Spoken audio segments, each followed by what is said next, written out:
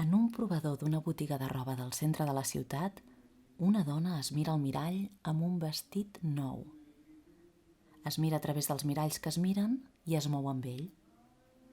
La volada del vestit fa que apareguin noves formes del seu cos que desconeixia i se sorprèn d'ella mateixa. Es mira i s'agrada, es mira i no s'atreveix, o es mira i fa l'indi perquè se sent ridícula. De totes maneres, ella s'entrega al joc que els miralls, les llums i el vestit li ofereixen. S'hi podria passar hores mirant tots els racons nous que aquell vestit li fa. En un provador d'una botiga de roba del centre de la ciutat, una dona es busca.